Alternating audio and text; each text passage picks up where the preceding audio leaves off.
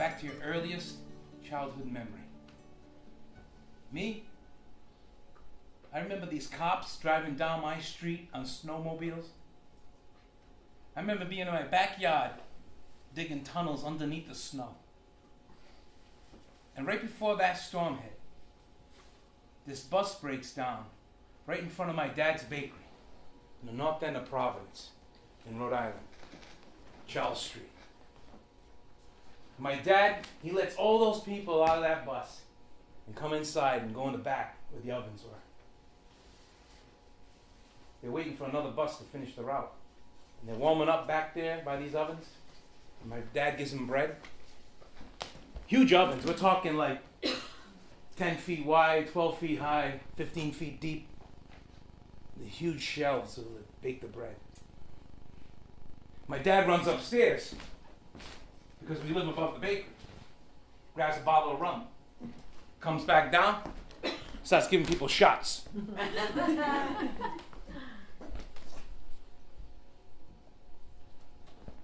It was a blizzard of 1978. Liquor and bread became a party. And for years, those people would come back and thank my dad for what he did for them that day. Also, I remember asking my dad, "Dad, why'd you come to America?" I know my kid voice sounds like Joe Pesci. "Dad, why'd you come to America?" It's the longest story. It's a longer story. "Dad, I'm 5 years old. I got plenty of time." Okay, you want to hear the story? I tell you the story. One night, I'm back in Sicily, in my bed, and I hear there's a voice calling me. "Francesco, Francesco." I wake up, I'm scared. I pee myself a little bit. Un po'. I say, "Who's that? What do you want?" "It's God." "God? Get out of here." "God. Nino! Is that you, Nino? You fooling around, Nino? Nino!"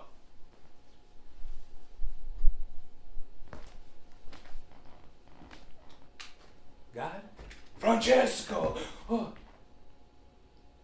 I want you to go to America." "America? You'll have another baby boy." "Another boy? You'll name him Nicky." "Nicky? And with your family, you'll buy a bakery and bake bread because bread is life." Life? Life. He brought the stories to life because he knew sometimes reality is not that magical, right? I know. Now I'm older, he's pulling my leg. God told him. But maybe God had a plan. Also, I'm asking him, "Dad, out of all the places in America, why'd you come to Providence, Rhode Island? It's freezing over here. Miami, San Diego, Phoenix. We're Sicilian. We need heat." Phoenix, Phoenix. There's no ocean in the Phoenix. Stop that you, baby. Oh. But that's how it was. People would go where the family was already, or somebody from the país, or where the work was. I have so many great memories. Growing up in the north end of Providence, above my dad's bakery. Those summer nights when all the windows were open, you could smell that first batch of bread come out of the ovens. So good. I remember going downstairs and joking around with all the people that worked for my dad. They put a little apron on me, give me some dough, and pretend I was working. Joking around. It was so much fun. Talking to all the customers that would come into the store. Back then, my neighborhood was so Italian, even the trees had hair on them.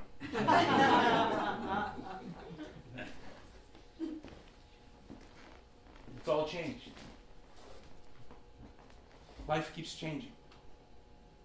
especially in America. One group comes in, another group leaves. And I'm not saying other groups don't belong, because America is a place for everybody.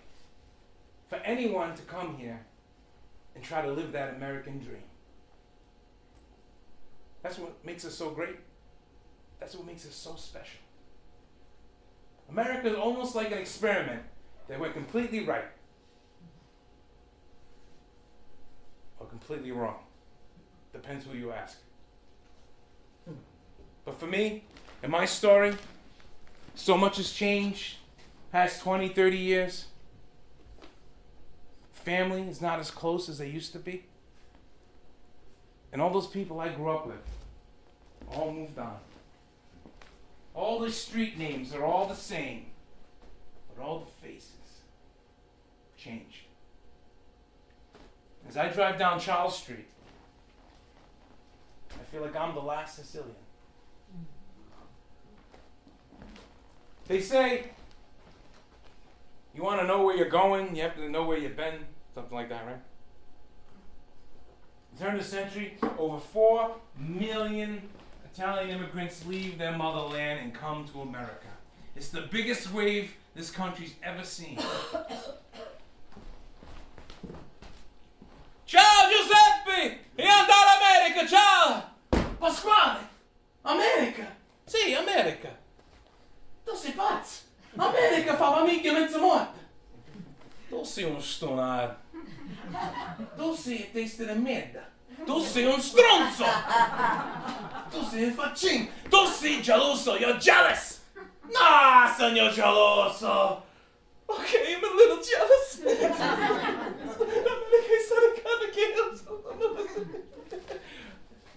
Ciao. It's okay. Ciao. Arrivederci.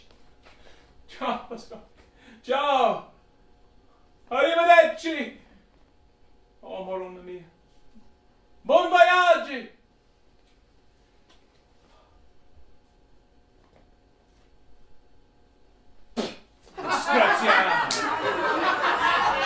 It could have happened. We know a lot of Two Faces, right? 1861, there really was no Italy. Or like the Americans like to call it, Italy. The North was Italy with the royalty, the power. The South, always ruled by other countries. And always treated like scum. They actually called it the land that time forgot. That's how poor these people were. And at this time, 1861, Spain had control of southern Italy, and where my family's from, Sicily.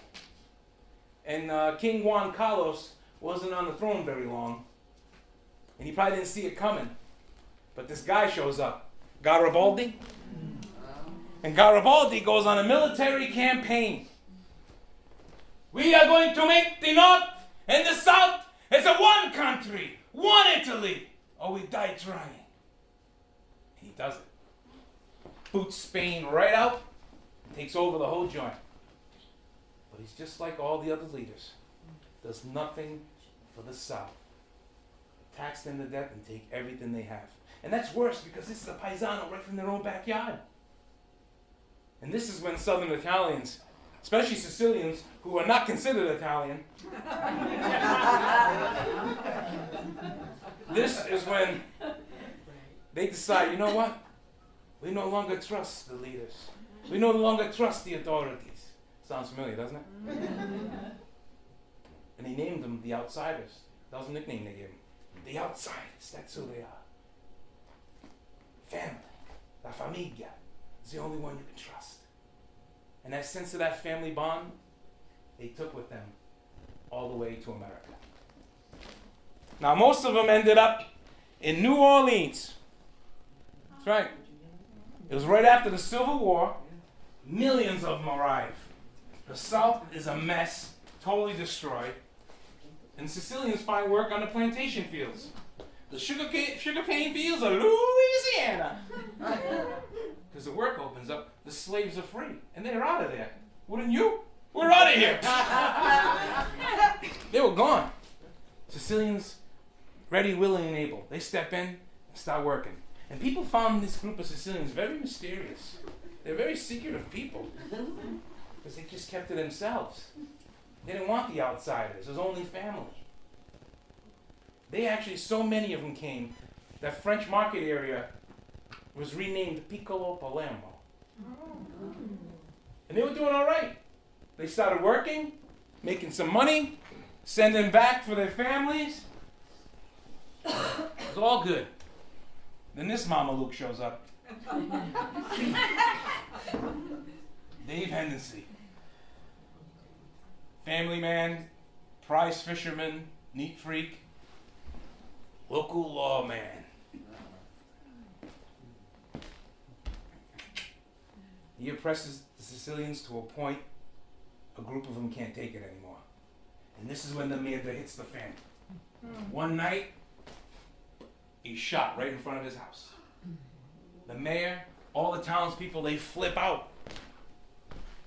They gather up hundreds, maybe 200 Sicilian men. And 19 of them were charged with murder. 19. One guy shoots the gun, 19 gets charged. It sounds like the birth of the RICO Act. They go on trial, and they're found not guilty. Good. And this is when the country hears that word for the very first time. Mafia. Secret society, as they put it. They're found not guilty, but the town people flip out, the mayor, they go nuts. So hundreds and hundreds of men storm the jail where the Sicilians are kept, and they drag them out. Hang them, shoot them, stab them, whatever it takes, until every last one of those men are dead. And the mayor and all the townspeople, they all go home. They feel like justice has been served. We can move on. They feel satisfied. And when this broke out across the country, the image of the Sicilian became dark and criminal. Then for the next 2 decades, the ones that come in, the ones we know, through Ellis Island, millions of Italian immigrants with millions of other immigrants from all around the world. And they would all work together building these tunnels and these water systems and the bridges and the skyscrapers, working like dogs. Many of them living in apartments this big. Dozens of them, like rats. Wages taken away, taken advantage of. For what? The American dream. Just maybe we can make it. To many of them, America was a blessing and a curse. Not seeing their families for years. Many dying young of diseases, dying on construction sites. But you know what? Some of them kept going. They plowed through, and they made it. And they sent back for their families, and they would be reunited after so many years apart. Living this life, this whole new life, in this whole new world called America. But still, for years, those immigrants always put down. Sicilians, many ethnic groups. That WASP elite had such a control, made it difficult for these people to get ahead, to become doctors and lawyers and businessmen. And then World War II breaks out. And you know, just like the German and the Japanese, Italian immigrants were put into camps and marked as enemy of the state because of Mussolini. And that's a part of history a lot of Italians don't know, because the Italians didn't talk about it.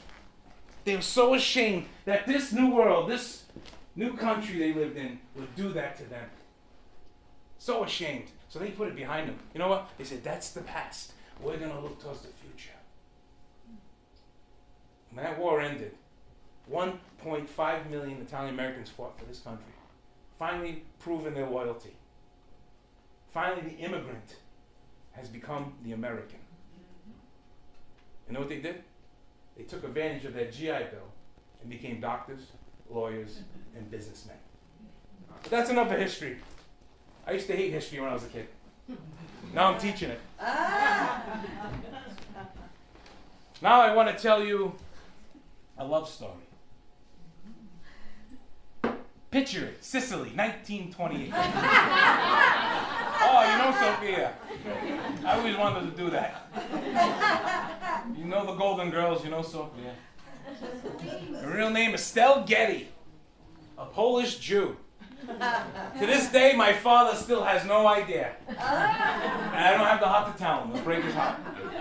Not because she's a Polish Jew, because he really thought she was Sicilian, because she was so good at that role.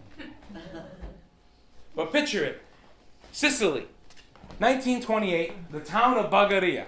And there's a beautiful girl named Dorothea. And she's wanted by all the men. But there's only one guy for her, Jacenzo.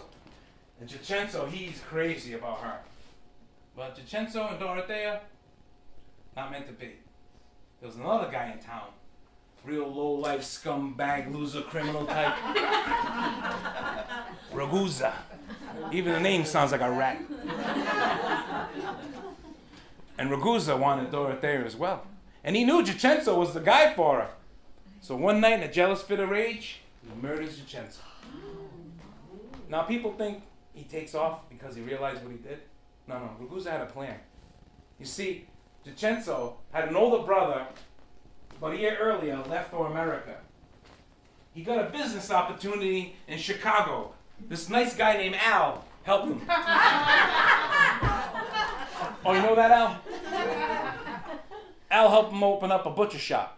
No, a real butcher shop. They sell meat, cut meat, sell meat. It was about 2 years before Al went away for tax evasion. I always say you should have got a better accountant, a better lawyer. Should have got a Jewish lawyer. At least you know they study. You know what I mean? But Ragusa's plan, he knows if Francesco gets word of his brother's murder in Sicily, he will go back and seek revenge.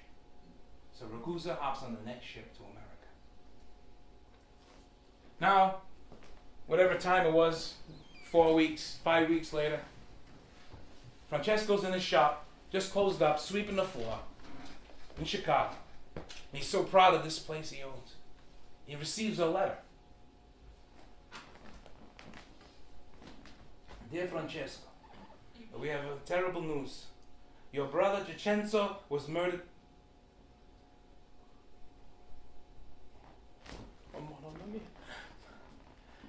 And we have a horrible feeling this man is going to come for you in Chicago. Please be careful. He folds that letter, holds it to his chest. And Ragusa's standing right there at the doorway with a gun. Bang, bang! And kills him. Right there on that floor in Chicago. Now, was it worth it for this man? Kill two brothers in two different countries? For what?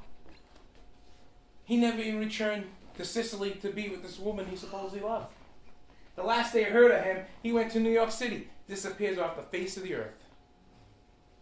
Now back in Sicily, those two murdered brothers had one more brother, a younger brother, Antonio.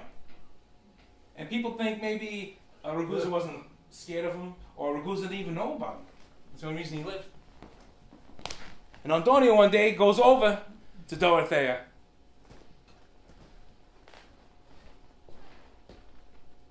My two brothers were killed by that animal. Jacenzo, he loves you, wants to marry you, murdered. Francesco, he loves his brother, murdered. Nobody in this town has the right to marry you. Nobody. Except me. Will you marry me? Since you put it that way. Okay. They got married. They had 3 boys. Tonuzzo, Nino, and Francesco, named after his murdered uncle in Chicago. Now in that same town, the same era, there was another beautiful girl, Francesca. And Francesca, she's married to a lucky fellow named Nicola. Madly in love. And they have 2 boys, Michelangelo and Antonio. Now Nicola works about 2 towns away with his brother Antonio. Keep up, there's a lot of Antonios in Sicily. Nicola and Antonio, 2 brothers, work at this farm. They're like supervisors. Really good job for that time, actually. They actually made decent money. And a lot of people were jealous of those jobs. Two guys took the jealousy a little too far. So one cold, rainy October night, they grabbed Nicola and Antonio and threw them into this pit. And they figured they stay there long enough, they die, we're taking their jobs. 2 days later, little old man with his donkeys walking by, and he hears voices. Aiuto! Aiuto! What are you doing in a hole? Things are not good though. Hypothermia kicks in. He gets help, gets these guys out. The time they get back to Bulgaria, pneumonia. And this is right after the war. Supplies are hard to get, medicine's hard to get. And Nicola, right there in that bed, only in his 30s, in that house that he's hardly in because he's working like a dog for his family, he dies in that bed. Now his brother Antonio hangs on a little longer, ends up getting some medicine. And he comes through it, and he survives. And he's the one with no wife and no kids. But like Sinatra says, right? That's life. Now Francesca, she's left with these two boys to raise and another baby in her belly. A little girl that'll be born and never meet her father. And there was a lot of men. They would ask her to get married. They wanted to marry her. She's still young, she was beautiful, smart, strong, great cook. But she said, no, I don't want anybody. I do not want anybody. My kids is what's important to me. And Nicola was the only love of my life. When that baby was born, they named her Caterina. And she had two brothers that would take care of her like a father. As they got older, her brother Michelangelo was actually very good friends with Nino from the other family I was telling you about. And Nino's brother, Francesco, who's named after his uncle dead in Chicago, right? He meets Caterina, falls madly in love with her. They see each other for a couple of years, they get married, try for the first baby, a little boy. The baby dies at birth. A year later, they try again, another boy, stillborn. Tough. Now Caterina's pregnant for a third time. It's a little girl. She's nervous. She's real nervous. But it goes well. Baby comes out healthy. And they name her Dorothea after the grandmother. 2 years later, she has a boy. And they name him Antonio after the grandfather. You say, Nick, why are you telling the story? People get married all the time and have kids all the time. And they name them after the grandparents, especially those days in Italy. This story is special to me because Caterina got pregnant one more time. And that baby that came out of the belly was me. Playing air guitar. And I was born just in time to be born in America. Some people say I was smuggled in. I like to say I was imported. Like a fine piece of gabagol. And they named me Nicola after my grandfather dies of pneumonia that day. And years later, in Providence, Rhode Island, I'm born, named after him, and I'm born with pneumonia. Crazy, huh? I had to stay in the hospital for another month. They kept me in those little glass cases with the rubber hands and stuff. I was like a little alien in there. And I think about that. Think about it. Life is funny. Because you can be cruising along in life, and any little circumstance that happens can totally change the course, right? I think about it. What if those two boys survived? Would my parents try for a fifth kid? I might not even be here tonight. I could be like Canadian right now. But reality is, those boys died. And then the time they had my sister, my dad had to go into the military.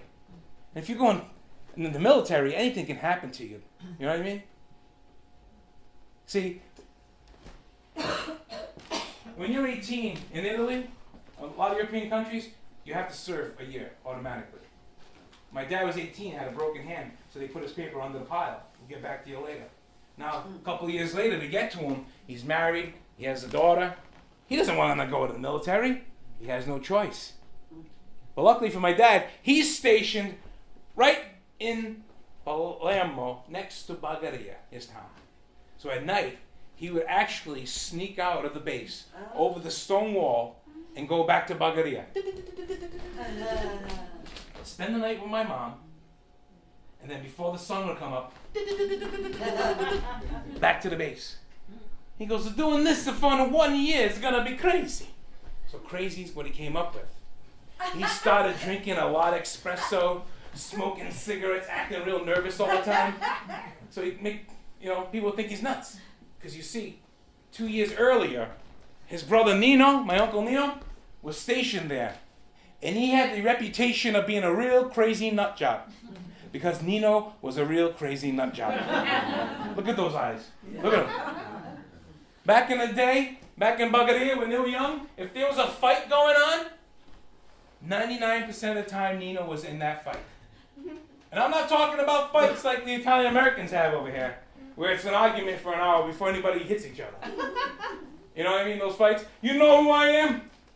Do you know who I am? Oh, buddy, do you know who I am? No, you don't want to know what I'm going to do to you. Buddy, I'm going to show you right now what I'm going to do to you. People standing around going, what's going on? Nobody's even hitting each other. I'm going to draw a shot of what I'm going to do to you. People got their popcorn ready. This fight stinks. I'm going to go home and watch Dancing with the Stars. Oh, come on here. No. Old school Sicily, it was like an old school Mike Tyson fight. 90 seconds, bada bing, bada boom, somebody's down. And usually there's another guy coming around the corner and grabs that guy's wallet that's passed out. Right? And he runs. So the point is, Nino's nuts. So maybe Francesco's nuts too. Could run in the family. 6 months in to serving, my dad gets an assignment to drive a general somewhere in a Jeep. And the general starts making conversation with my dad. So, soldier, where are you from? Ah, Bagheria. Ah, right next door. Very convenient, huh? Oh, what's your name? Francesco. Ah, stronger name, Francesco. Francesco what? Albanese. Ah, Francesco Albanese. Is that like a Nino Albanese? Do you know Nino Albanese? He's your brother. You're Francesco Albanese, Nino's brother. I hear about you. Stop the Jeep! Stop the Jeep! Stop it. Put it in back. Turn the keys off. Call for another Jeep. My dad has to call for another Jeep. Another Jeep arrives. The driver gets out, switches places with my dad, and takes the general where he has to go. My dad gets in that Jeep back to the base. The time he gets back, booted out 6 months in. Win-win for both parties. And shortly after that, they started mental evaluations in the Army. And they have my father to thank for that. Crazy. But I have so many great memories growing up in the 80s with my parents above that bakery. Best years of my life. I would live those over and over again. Man. My dad, I don't know how he did it. Tell you the truth, comes over here in the 70s, doesn't speak the language, and buys this bakery. Right? But at night, he'd go to school to learn the language. He would go study to be a citizen. He loved America so much. So proud to be here. And in the day, he would work his butt off making bread, and we'd bring it to restaurants and caterers and supermarkets, give them samples just to win their business. You know what? It worked. After a couple of years, my dad ended up with 200 accounts and a storefront. And I don't know how my mom did it. She worked that storefront, didn't speak a word of English. She would learn from customers and watching TV. And my sister and brother were off to school, and there I am, a little baby running around. Even after we sold the place, years later, I would see old guys going, "Hey, I remember you running around in your diapers." And I'm like, "Hey, Mr. Bevilacqua, now you're the one in diapers. Life's a cycle. You son of a man." You couldn't catch me. My mom with the wooden spoons. Remember Rambo Stallone had the straps with all the bullets in them? My mom had straps with spoons in them. She needed a bunch because I would tighten my cheeks. And I'd snap them in half.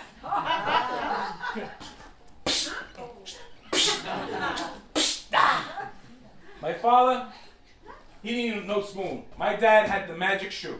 The magic shoe. I could be anywhere in the house, any room, and that shoe would find me like a boomerang. Oh! And he's like, pick it up and bring it back. You're a stupid kid when you're little, right? You pick it up, and you take it, boom, close range.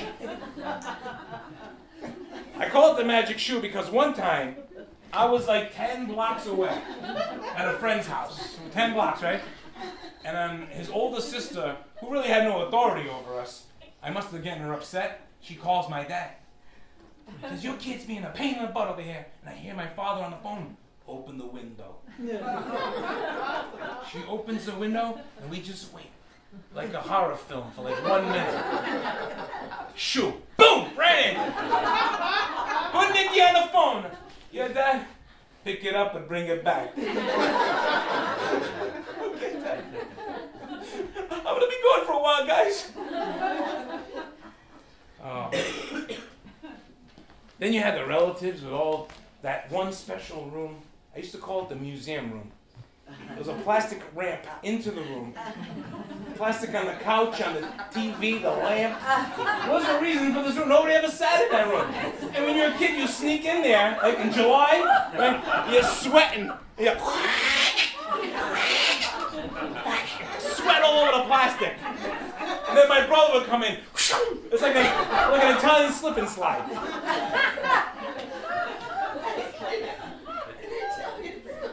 And then there was crucifixes in every room, even in the basement. You go down there, nothing but mice and wine. They had Catholic mice at their house. I never understood that. And then you had the relatives, I call them the random gardens. It wasn't like a regular garden. Wherever there was a patch of dirt, they had a vegetable growing out of it. And all the old ladies that walked the neighborhood in black. We used to call them Johnny Cashes. That was our nickname. Except their mustache is a little thicker than Johnny's.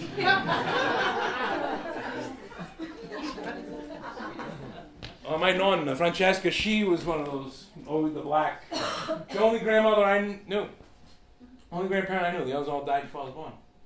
We were close. She came to America when I was born and stayed with me the first 5 years because my parents were starting this business and they needed the help. And we were so close. I would spend nights with her, sleeping in the room with her. I remember one night, I wake up, I look, and she's standing looking out the window, and the moonlight's coming in, and she's yelling out the window, "UFO! UFO!" What the heck is she talking about? Next morning, Ma, Nonna's saying UFO last night. UFO, what does that mean? Oh, UFO, you know, UFO. UFO. I'm like, she's seen UFOs? Oh man, I was afraid to spend the night with her now. I thought she was going to get beamed up. I was going to get taken too. I'll be in my room tonight, Norton. I know it's been 6 months, but I'm going to be in my room tonight. I missed my bed. Oh man. But she stayed with me until I was 5, because then I started grade K. She started school. And it's like her job was over now. I'm in school full time. And she returned back to Sicily. It broke my heart, you know. But I was excited too. Now I'm in school. I'm getting to meet all the kids from the neighborhood. And when I got to kindergarten, it was the first time I was ever on stage. Right there, that stage, that's the actual stage. And my first time caused such an uproar. If the internet was around then, I would have been on Facebook faster than lightning. I was at Windmill Street School in Providence, Rhode Island, and they're doing the fashion show. The fashion show of the seasons. And no boy wanted to be in this thing. Somehow I end up in it. I don't know how. And it was like the seasons. You know, winter we were dressed like Eskimos. In the spring we were dressed like baseball players, got our bats to gloves. Well, got everybody crazy. The summer. I remember coming out and those little girls in little bikinis. I come out with this huge beach towel. And when the teacher points at me at the cue of the song, I throw off this towel and I flex my skinny little body. Yes, I did have a skinny little body once. And I'm flexing, and all I had on was this little European bikini. And I'm flexing. And the place went nuts. And the flashes are going off. People laughing and clapping. One guy, I swear to God, he fell in the aisle spinning around. I was talking to school for like 2 weeks, and I'm up there going, this is it. This is what I want to do. I know what I want to entertain people. I was bit by the bug. The entertainment bug. It bit me. And I told my mom, and you know what? She went along with it. She said, you can do anything you want to do, whatever you put your mind to. My dad, he was quiet about it. Didn't say much. But I found out years later, when I got older, he wanted to be an actor when he was a kid. He ended up in bread. And I always thought, thinking back, my dad talked to God that night, he said, I thought he was the first one in our family to come to America. But my mom always told me the truth. Oh, no, Nicky. Your father's not the first to come to America. My family was the first to come to America. My grandfather, Michelangelo, he went to Milwaukee in the 1900s to build the furniture. He stayed in Milwaukee for 13 years. In the 13 years, he go back to Sicily only 3 times. He zuzu my grandmother, and she get pregnant. What's zuzu, ma? Oh, you know zuzu? When you get older and watch cable, you learn about zuzu. And one of those babies was my father. That's right. I never knew my father. And we name you after my father. And your father, not the first time he come to America when you were born. The first time your father come to America was in 1967. He come to America for 2 years and work at a bakery and make a bread. And he come back to Sicily. And in 1971, with my cousin Mario, he opened up a pizzeria cafe in Bulgaria. And he called it the American Bar. He named it that because he loved America so much. He knew one day he was going to come back, somehow, some way. Me? I don't want to come. I want to stay in Sicily with my mama. Your father, he forced me. He kidnapped me. Caterina, come on. What's the pizzeria you're telling now? No, Nikki, don't listen to her. She wanted to come. No, listen, Nikki, this is the reality of the thing. Realty, like real estate, Dad? No, reality, when it's true. Oh, reality, Dad, reality. He'd never say any word right, my dad, growing up. I remember he coming to my room and go, hey, Nikki, Sunday we go to Disney. Sunday? It's Friday, I gotta start packing. And my brother come in the room, Mama, look. He said, someday. Someday. I cried for a week. And for years, my dad thought Bono from U2 was Italian. But hey, it's a Bono on the TV, Italiano Bono. No, Dad, they're from Ireland. No, ends in a vowel, B-O-N-O, it's Italiano. No, Dad, his real name is Paul. Bono's like a stage name. No, it's like Sonny Bono. Then Bono finally comes on TV, mid-80s. We're the Irish in America. I knew that. I was just playing with you kids. I knew that. He loved telling stories, my dad. He loved telling jokes. And his favorite story, Nikki, come here. I'm going to tell you the Italian version of the 3 Little Pigs. It's like American version. The wolf, he goes to the first brother's house made of the straw. He huffs and he puffs and he blows all the straw down. He runs to his other brother's house made of the sticks. He huffs and he puffs. He blows all the sticks down. Now they run to the last brother's house made of the bricks.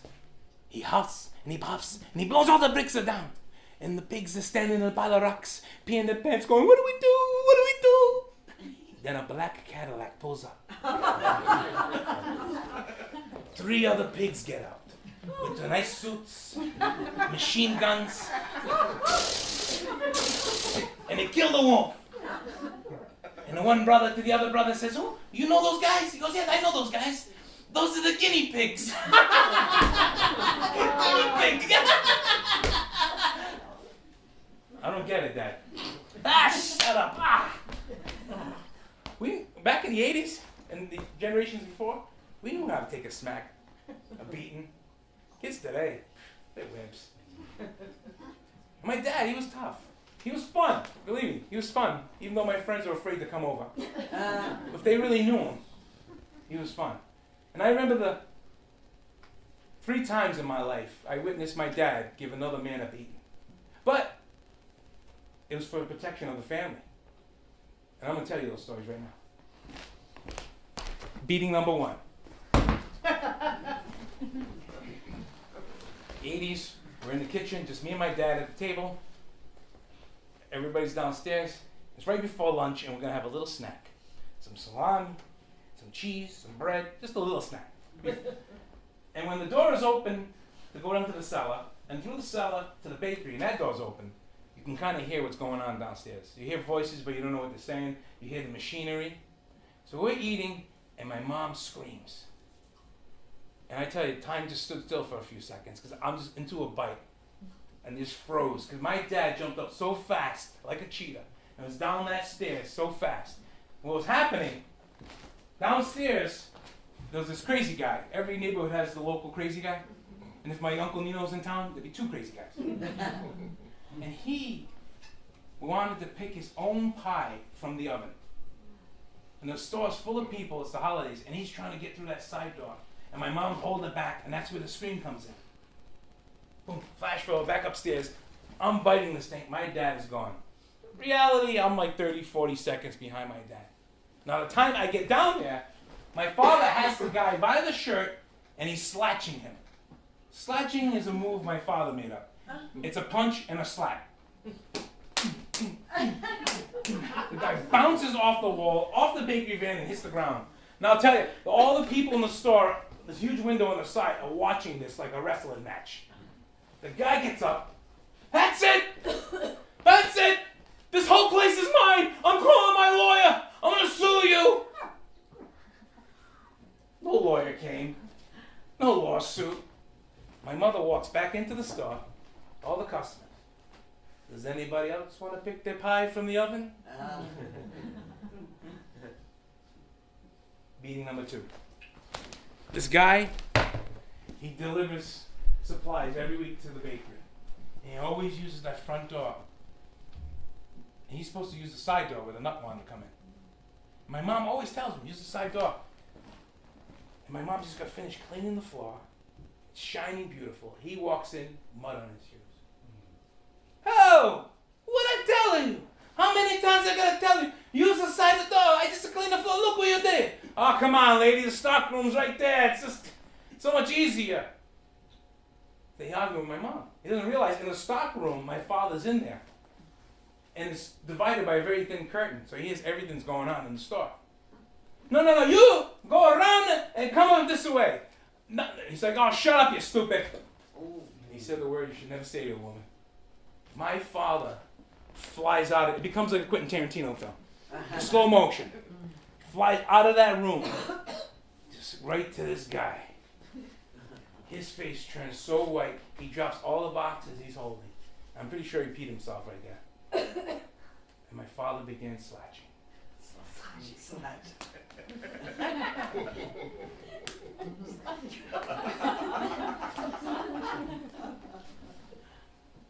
Grabs the supplies and puts them away in the stock room. Comes back, the guy's coming too. "Oh, come on. So I put the boxes away for you, okay? Okay? You have something you want to say to my wife?" "I'm sorry, Mrs. Albanese. I will never say those words again." "Oh, good boy. Okay. And what door are you going to use it from now on?" "Side door?" "Yes, the side door. Good answer. All right. Arrivederci."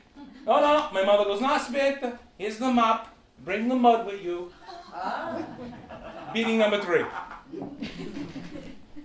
My father's doctor is from Italy as well, but northern Italy. A very high-class, educated guy. He's the kind of guy that looks down on all the Italians that like mafia movies. And he has this party every year in Narragansett, Rhode Island, right on the beach, his house. Beautiful house. And my father asked him, hey, Doctor, you always get the pastry from us, but you never invite me and my family to your party. Oh, Francesco, I did not know you wanted to go. You coming this year. So he invites us. Me, my mom, my brother, my sister, my brother-in-law. We all go. We get there. Beautiful house. Beautiful grass. Grass is beautiful in the back. Huge deck. Food and drinks and pastry provided by us, of course. And there was a volleyball net. Beautiful volleyball, brand new. So me, my brother, my brother-in-law, a couple other guys, we're going to start a game. We're playing volleyball. And the ball would go over the net, the edges a few times next door. But the guy would throw it back. Maybe by the 4th, 5th time, it didn't come back. And my brother, the Carboni, is, oh, where's our ball? Hey, come on, throw the ball back. And now at the end of the yard, where the yards meet, there's an opening. And these 3 huge guys walk out, looking like Harley Davidson guys. And my brother's a tall guy. These guys were taller than my brother. And the leader must have been the middle guy because he's holding the ball. Those you the guys that keep throwing this ball in my grandmother's yard? No. It's the guys out there on the boat in the ocean. They're the ones doing it. Oh, you some kind of wise guy? And they get in each other's faces. Now my dad, he's up on that deck ready to drink an espresso. And he sees the guy shove my brother. And I don't know how he did it. It was like Star Trek. Beam. He was down there in a second. And he throws hot espresso in the biker's face. And slashes. You getting tired? Boom, like a tree. The other 2 guys, they freeze. They don't know what to do. They grab him. We want no trouble, man. We want no trouble. Hit your ball back. All right? We don't want to. Come on, Henry. Let's go back to your grandmother's. They bring him back. The whole party, dead silence. My brother, my father turn around. Everybody's just looking at him. My mother's back up on the deck with a cannoli. And this is why the doctor never invites us to his parties.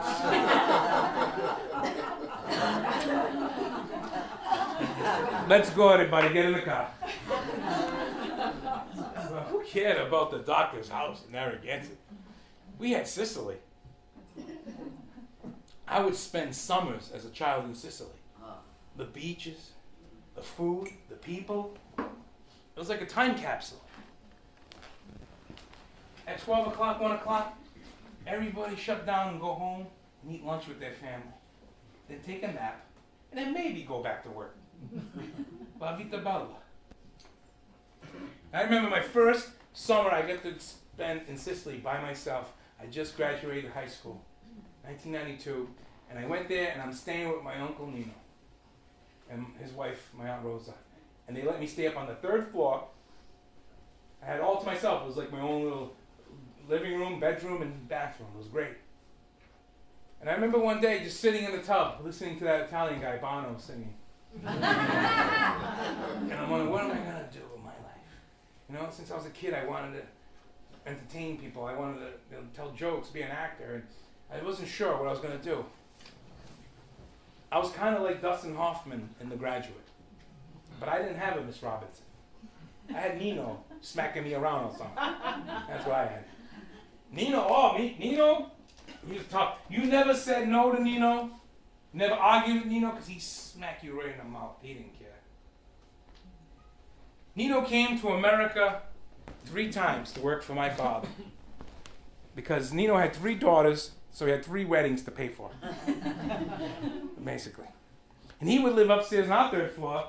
And every morning, he would come downstairs, 4 or 5 in the morning, start packing all the bread for all the 3 drivers we had in the storefront.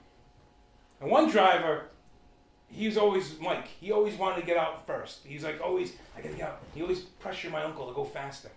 One morning, Nino must have ticked him off. He left. Everybody in the bakery was like, you just made Nino quit. He left. But no, Nino comes back 2 minutes later with a gun. Go ahead. Tell me one more time. Tell me one more time to go fast. I dare you to tell me one more time. Frank, your brother's gonna kill me, Frank. Nino, you can go as fast as you want, Nino. I'm gonna sit right in the break room. You tell me when you're finished, okay?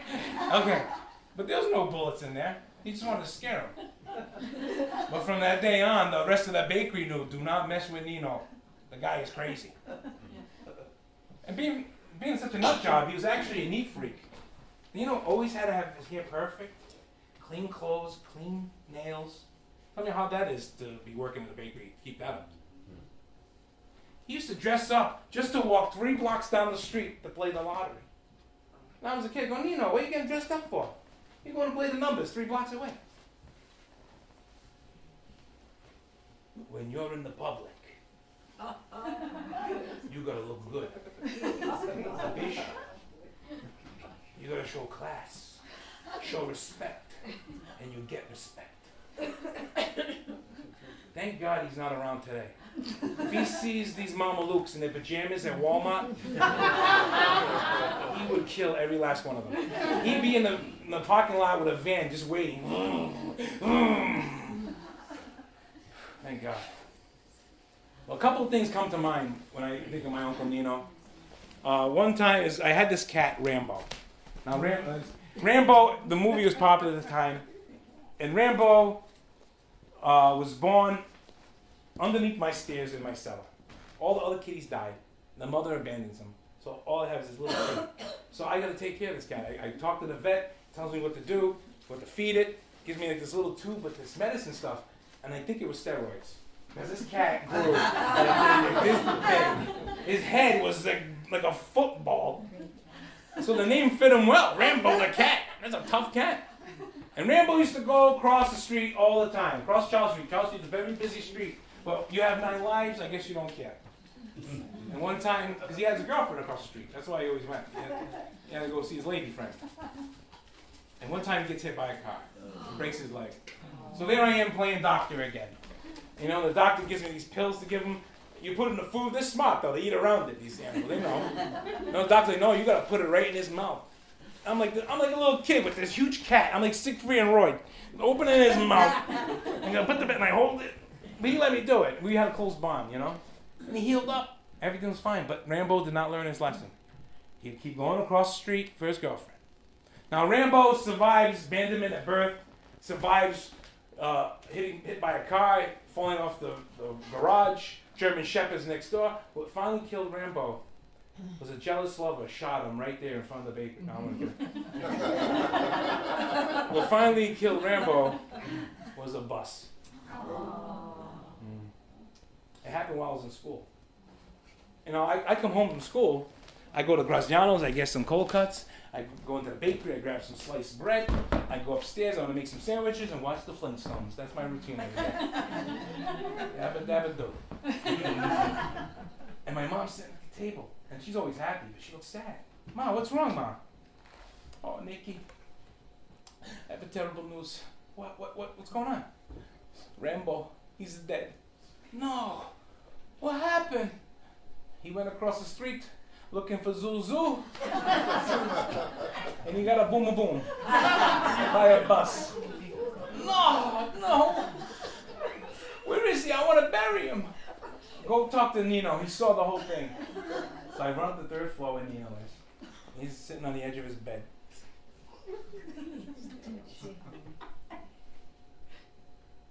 Your mother, she tell you about the cat? It's a tougher cat. The bus that hit him, crack his head right open. And he was still alive. Couldn't believe it.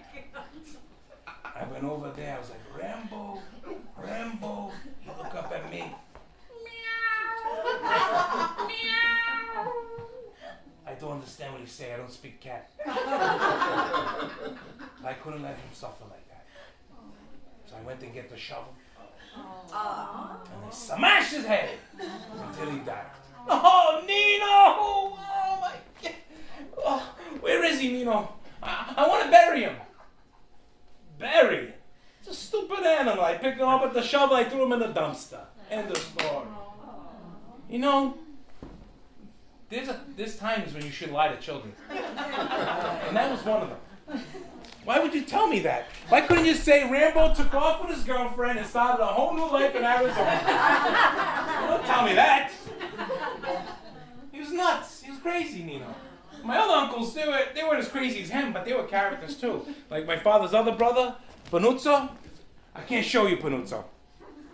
See, Panuzzo never came to America. He stayed in Sicily, and he was kicked out of his house in Bagheria from his wife and 4 daughters because he had a kuma on the side, and so they kicked him out. So him and his kuma moved the other side of Sicily to a town called Saragossa.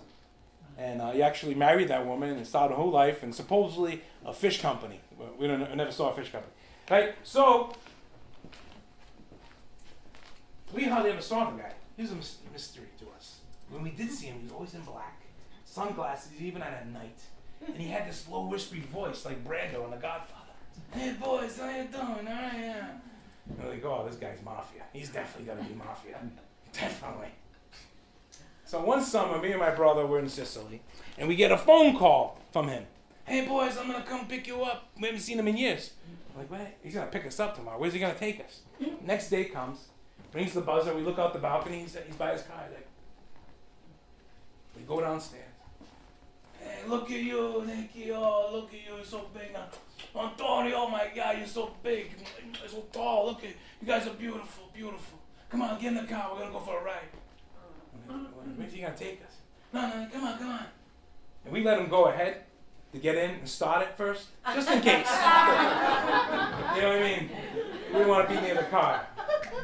It starts off fine, and then you're a kid. You flip a coin to win something. You would flip the coin to see who gets the front seat. No. We're flipping to see who gets the back seat. Because in the back seat, at least you're driving and bullets are flying. You got room to go down. You're in the front seat. You got the dash. You got that guy. You got the door right here. You got nowhere to go.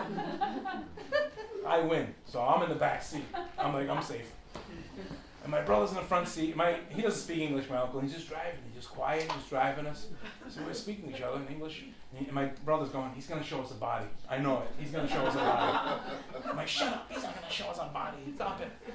And an hour goes by. 2 hours go by. 2.5 hours. Like, where's he taking us? He takes us to Saragossa, his town on the other side of Sicily. And he pulls up to this area, and it's like, nobody's around. Smells like death. And there's this big warehouse. And he gets out of the car and says, come on, boys, don't be afraid. Come on, I'll show you something. And we're getting out of the car. Oh, my God. There's something in there. Something very bad in there. He opens the big doors. And it's all fish. And I was like, see? I told you he owns a fish company. But my brother, he's like, no, this is just a cover-up. Let's go. Then there was my mother's 2 other brothers, Michelangelo and Antonio. I can't show you Michelangelo either. Because Michelangelo also stayed in Sicily, never came to America. And Michelangelo, if you looked at him, he dressed like a bum, drove a junky car. His house didn't look special from outside, where he lived with his wife and 3 kids. And he worked 3rd shift at the fruit market. Not the fruit store, but a fruit market, where all the farmers would come and bring the fruit and distribute. Now, fruit is like gold in Sicily. So somebody has to watch this place at night. And it was him. And the junky car and the clothes, that was all camouflage. You see, if you walked into his house, he had these nice marble floors, statues and paintings. He's what you call in America a loan shark. And what better place to be 3rd shift where nobody sees you doing your business, especially the tax man. And I remember being a kid seeing a suitcase all the time and going, that's going to be full of money. When I got older, my dad's like, oh, there's some money in there. But he has passports, IDs, some snacks, toiletries, some clothes, just in case he has to leave. I'm like, it looks like a Mama Luke, my uncle, but he's a smart guy. And his brother, Antonio, he came to America a couple of times. There he is. He's with Nino in my house above the bakery on Charles Street. He liked America, but he didn't want to stay. He would travel to Germany and Switzerland. He finally settled in Austria. Married a woman from Austria and opened up a pizzeria. He did very well for himself. And in summers, when I was in Sicily, he would come down from Austria and hang out with us. And every time I walked around the neighborhood with him, all the people would call him the doctor. Hey, doctor!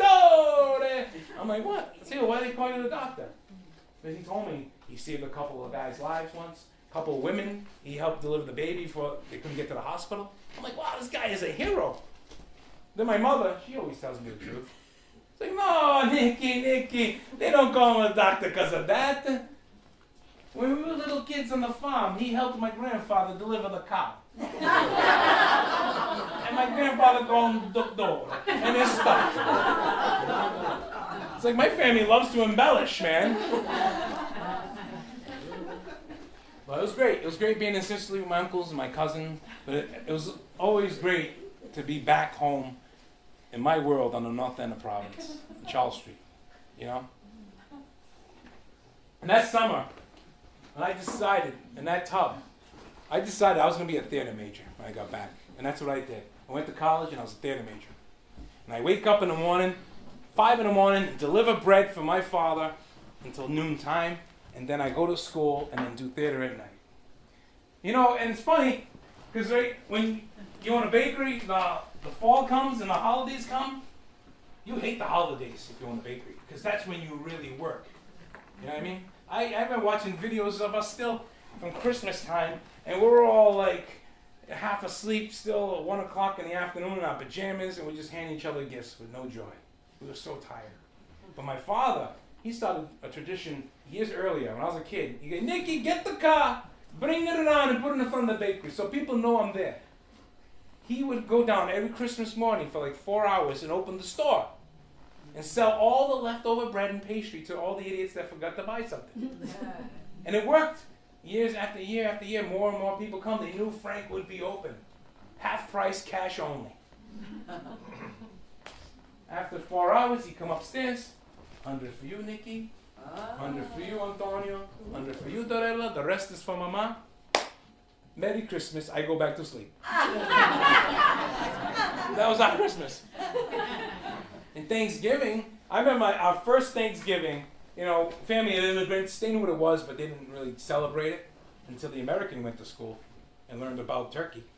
Say, Ma, it's Thanksgiving. We're supposed to have a turkey. Turkey?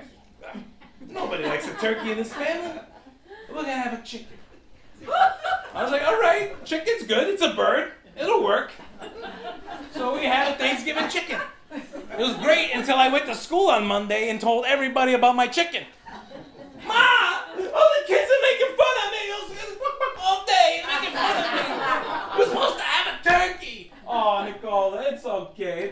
It's all right. Next year we do the turkey. And then we'll do the chicken, and then the turkey will rotate like a bird. All right. There's one Thanksgiving we never forget. To this day, every Thanksgiving, we still talk about this Thanksgiving. Yeah. Thanksgiving Eve, 1984. 3 a.m., the place is hopping. All the pastry guys and pie guys are working, the bread guys. And this kid, he's hopped up on something, like glue, I don't know what. He walks into the bakery and passes all the bakers, into that cellar, up those stairs, into my house. There's a pile of cash just sitting there on the kitchen table. And my parents' bedroom is off to the side of the kitchen. And my mom at first thinks it's my brother because he gets up around that time to go help make pies. Antonio!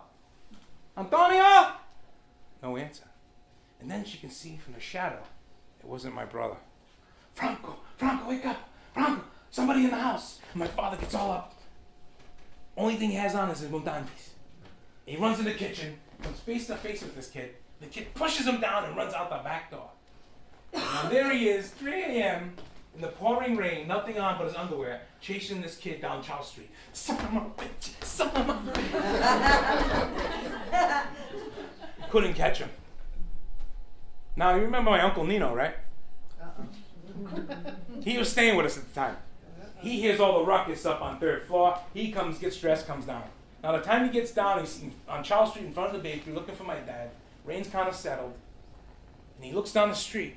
And my father's walking back in his underwear, soaking wet. Only if I had my shoes. If I had my shoes, I could have got this guy. Franco, what happened? Oh, Nino, some guy come in the house. I don't know what he wants. What about your gun? You have your gun on the bureau. You get the gun? Oh, Nino, I have no time to think. I just jumped and I chased him. Oh, I don't believe it. You should have got your gun. Let's get the car. We're going to go look for him. No, Nino, no. We call the police. Stupid police. Stupid laws in America. If this is Sicily, I could shoot him 5 blocks away, still be self-defense. No, Nino, things don't work like that here. And they start arguing. As they argue, the kid is walking back. See, he went to elementary school with my brother and kind of knew my family. And he left his car right in front of the bakery. Hey, Mr. Albanese! I forgot my car right here. Why am I running? Nino, that's the guy. What guy? The guy that come in the house. That's the guy. Nino grabs him. You want to break in people's houses? Huh? In the oven you're gonna go. No, I don't want to die. Oh yeah, you're gonna die tonight. And the bakers are looking at my uncle, going, what the heck's going on? Oh, come on, you're gonna get in there. No, no, please. Just beating him. One baker goes to my father and says, excuse me, Mr. Albanese, I just called 911. No! Nino, he called 911, the police are gonna come. Oh, you are so lucky. You're so lucky the police are gonna come. Police arrive. Mr. Albanese. What happened to this guy? He's all banged up, bruised up, his clothes are ripped, he's bleeding. His hands are burned. What happened? Nino, he wants to know what happened. Filavo così, pugno sotto testa, guarda così, tu uno stomaco, una faccia, bisogno mano, uno pugno, era una testa. Oh, he said he fell down the stairs.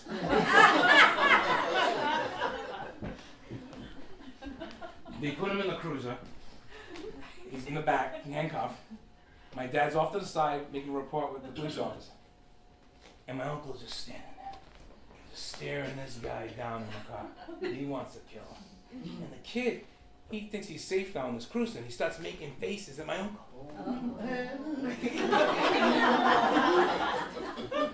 And my uncle goes over there thinking that the window was down. I guess from the glare of the light or something, it was up. And he goes to smack the kid in the face. He breaks his finger.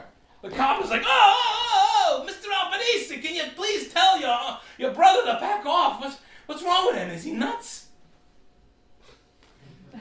See, Nino's a little nuts.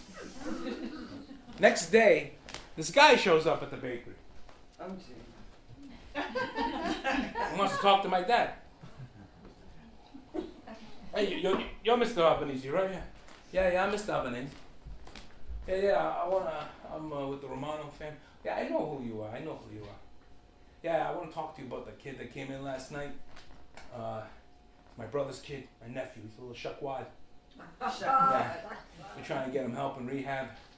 And we really appreciate it if you, press charges. I know who you people are. And I'm not scared of you.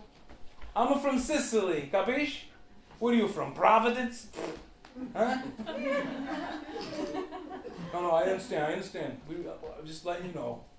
I was told to come speak with you. All right, I think about it. A couple of months later, my dad's in court. He's sitting there. He's like, I don't know if that was the guy. It was raining. It was dark. I had only my mutandis on. No shoes. I couldn't see ketchup. I don't think it was him. And he let him go.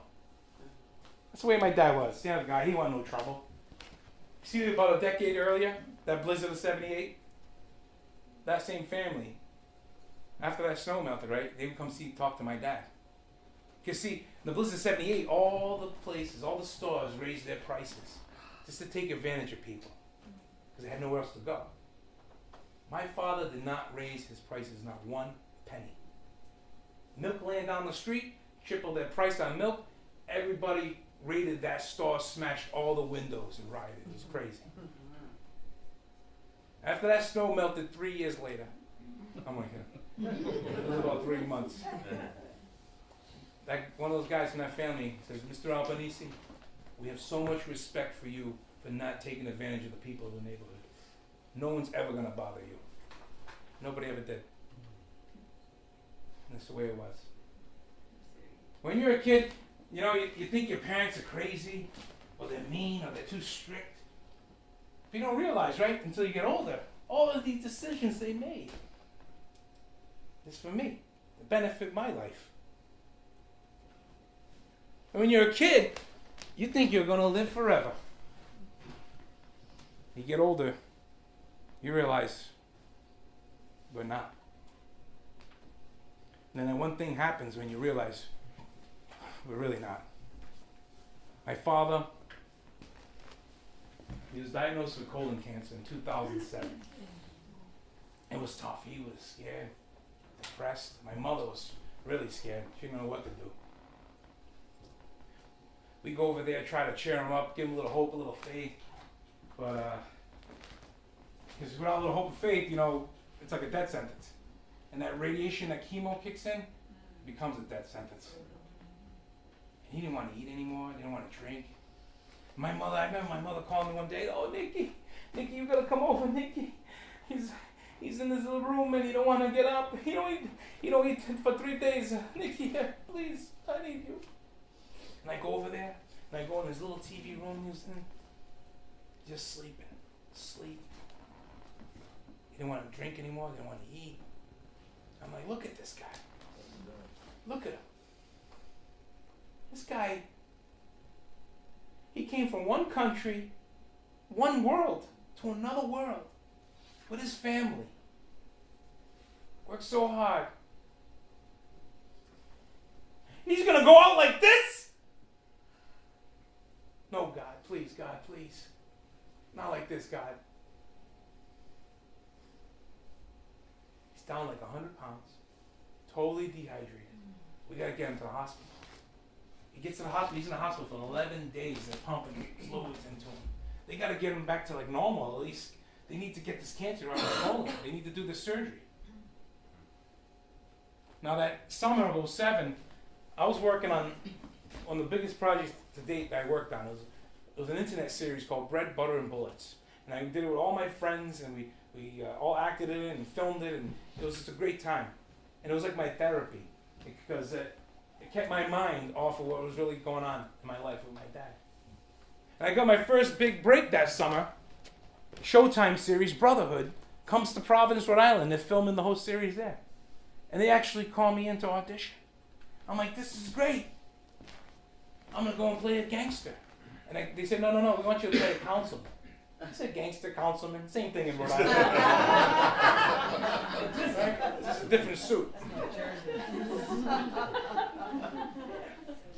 I leave the audition, they call me that night, I got the part. They email me the lines, say, be here tomorrow with the lines. I show up the next day, film the 2 scenes, they're still in the series, not cut out. I couldn't believe it. It's like every actor's dream, right? And this whole time, such a professional high, and my personal was so low, like that. The feelings were strange, I don't know if I should have been happy or not. And that fall comes and my dad's finally normal and they do the surgery. They have to remove his whole colon. The guy's going to have a colostomy bag the rest of his life. He's recovering, and Channel 10 News does a story on my Bread, Butter, and Bullets series. It's like, great. I go to the hospital, cheer my dad up. I want him to make him proud of his son. I'm like, Dad, look at this. And he didn't even turn to look at the TV. He didn't even care. I was like, I don't care either. I care about my father. And then, in the fall, an episode of Brotherhood comes on. He's home, recovering. I go over, like, Dad, look, I'm on Showtime. What actor is not psyched about being on national TV for the first time? 15 minutes of fame right here, baby. He didn't care. Shut it off. Hear more about my father. Now, he's depressed for a couple of years. But he started coming to. It's tough to deal with this whole new thing hanging upon this whole new lifestyle, coping with this. But he started coming to. He wasn't the same crazy Frank that I knew when I was a kid. But at least today, we still have Francesco with us. He's still around, and he gets to see his grandchildren grow up. And I thank God every day for that. And if I can get anything funny out of this situation, the comedian mind in my brain, it's way before all this bad stuff started happening. no, 6 months earlier, before they kind of knew something might be wrong, and they sent my dad in for his first colonoscopy ever. And I go to his house, and I ask him 3 days later how it went. Hey, Dad, how'd the colonoscopy go? Oh, Nicola, it was a pain in the culo. What'd you have to do? Oh, no. The first day, the day before, is a tough. After 12 o'clock, the doctor says you can't eat.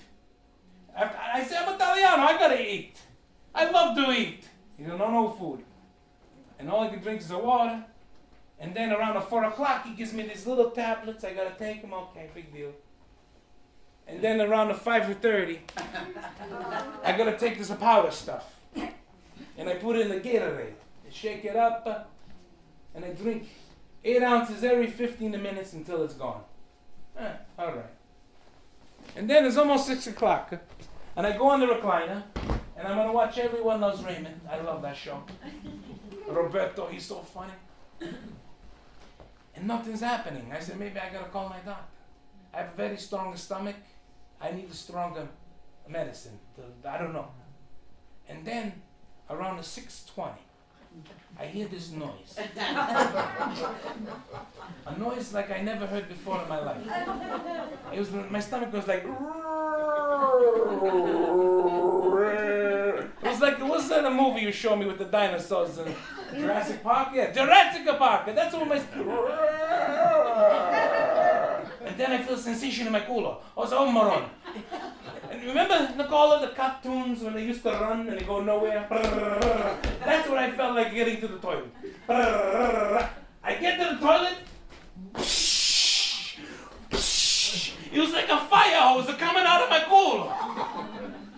I couldn't believe it. Totally drained me out. I go back to the recliner. I think I'm done. Was it finished? No finito.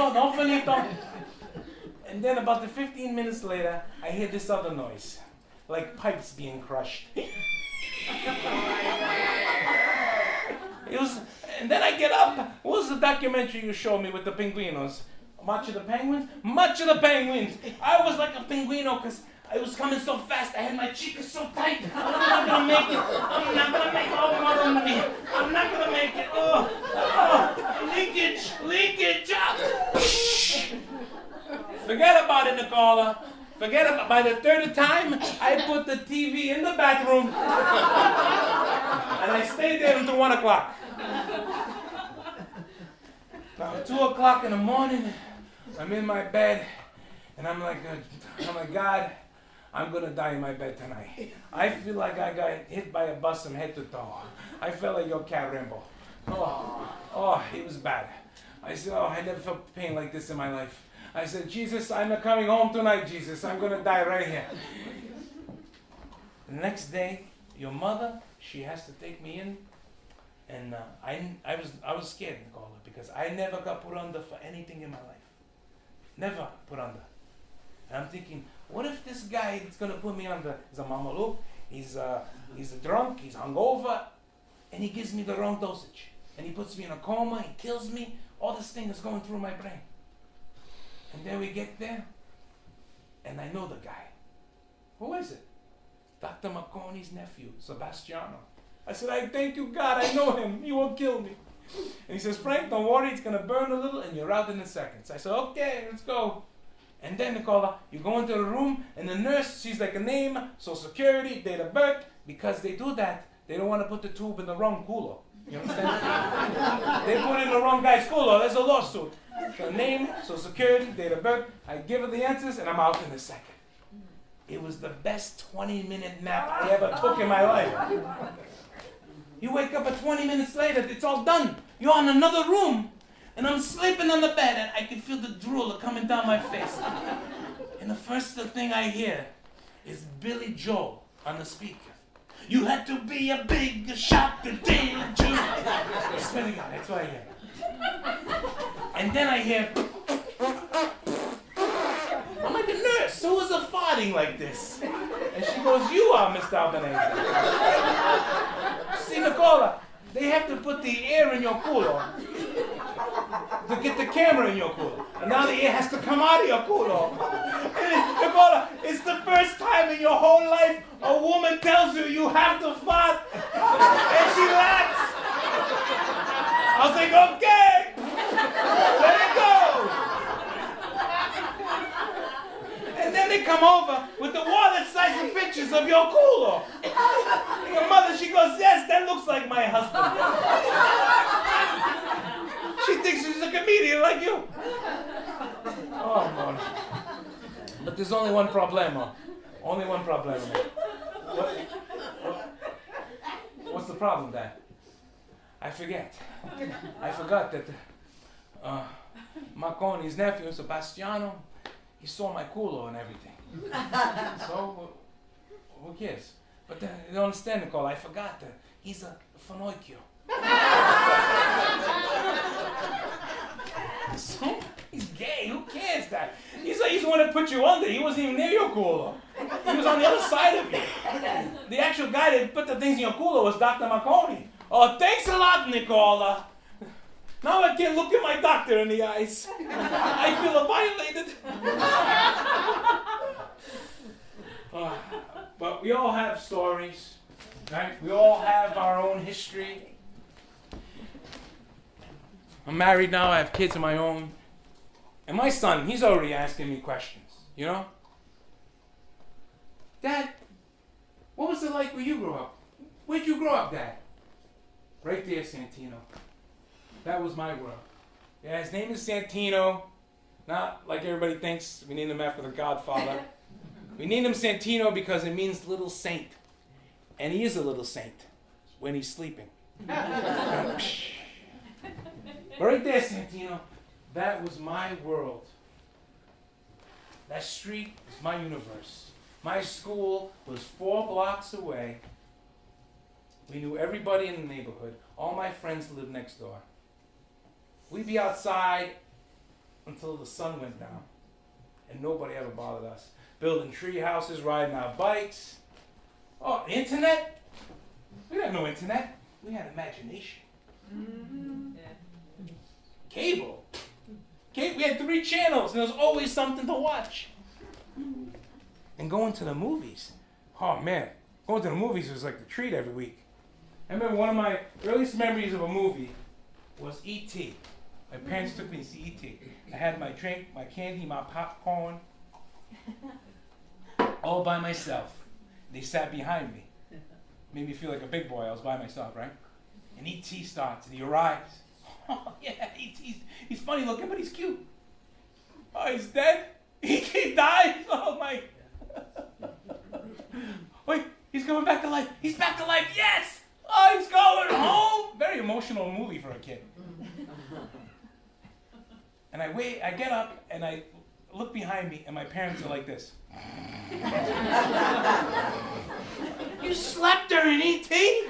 You should have seen it. He came, he died, he came back to life, he went home, he missed the whole movie. Oh no, Nicky, I woke up at one point, I saw E.T. He was inside of the glass case like you when you were a baby.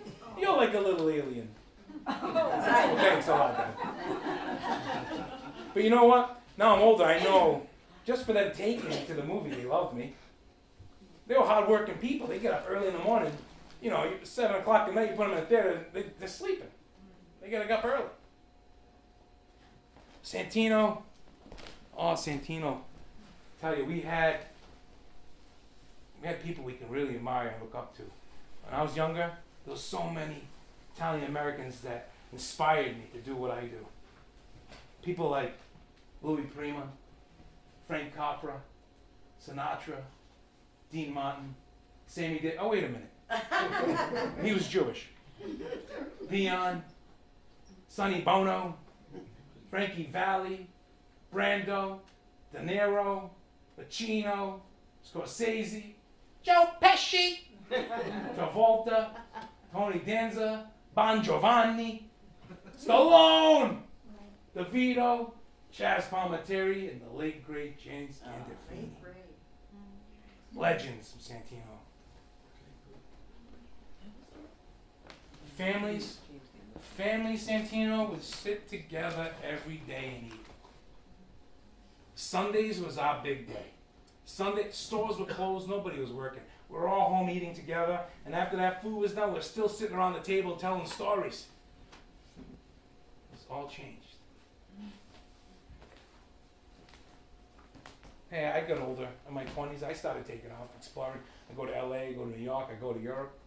I always ended up back in my world. Somehow, somewhere, I always ended up back province.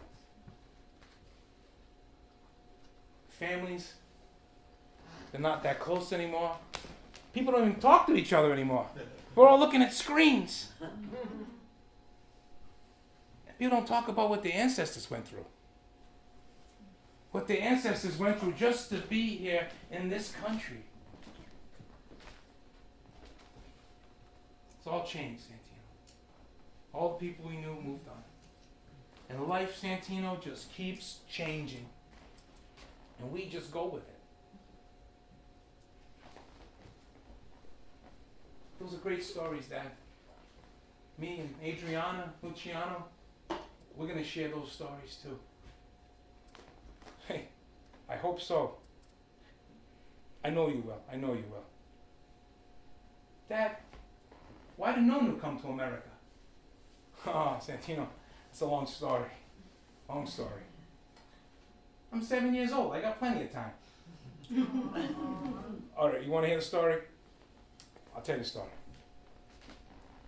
Nonu, one night, he's back in Sicily and he's in bed. And he hears a voice calling him. Francesco, Francesco. He wakes up, he's scared, he pees himself a little bit. He peed himself. Right, suck the Z. Do you want to hear the story? Shut up.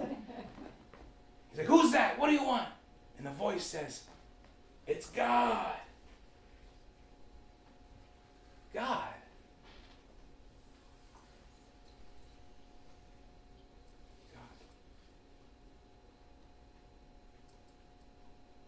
And I was telling my kids, I just realized as I'm telling my kids this story,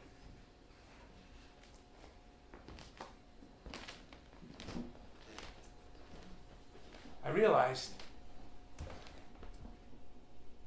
I've been wrong this whole time. It's them. They're the last Sicilians.